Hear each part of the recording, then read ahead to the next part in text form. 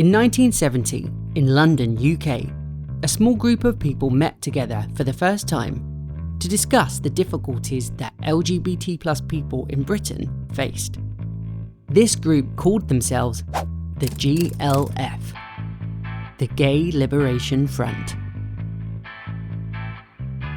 At this time in UK history, there were still laws which made it difficult to be gay, and LGBT+ people found themselves being treated unfairly and sometimes even violently. For this reason, many people in Britain kept their LGBT+ identity hidden. But things could change, and the GLF knew this. The GLF had heard about what had happened the previous year at the Stonewall riots in the USA, and how it had sparked a positive movement towards LGBT+ liberation in America. Feeling inspired, the GLF made a list of demands. They wanted discrimination against LGBT+ people in Britain to stop. They wanted LGBT+ people to be treated fairly. And they wanted to live their lives without fear, violence, or harassment.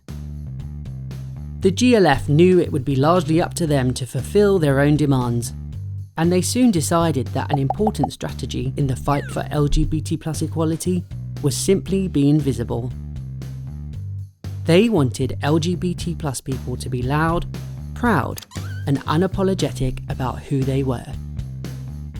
As the group became more organised, their numbers grew, and together they developed more plans and ideas to help further their goals. They printed leaflets, started their own newspaper, planned demonstrations, and even disrupted events to gain media attention. The GLF protests were often very creative. They would sometimes dress up in theatrical costumes. They would sometimes stage kiss-a-thons, with men kissing men and women kissing women. And they once even disrupted an anti-LGBT+ event by dancing, letting off stink bombs, blowing bubbles, and releasing 40 white mice into the audience. They also organised the UK's first ever Pride March, which took place in London on Saturday 1st July 1972, close to the anniversary of the Stonewall riots. Some people who took part in this first Pride March said that although they were nervous, it was really important to show the rest of the UK that LGBT+ people existed, that they were proud of who they were, and that LGBT+ people were here to stay. The GLF inspired huge amounts of change with their actions.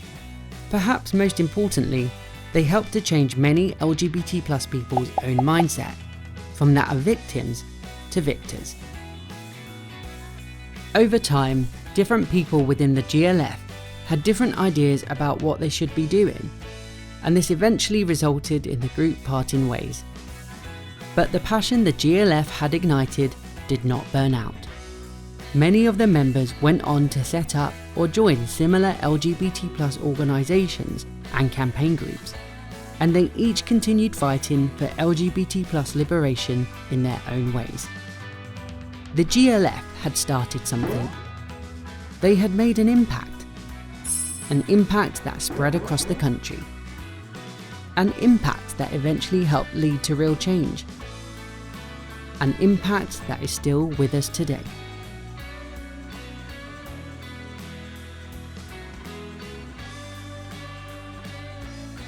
And that's it for this video. We hope you liked it.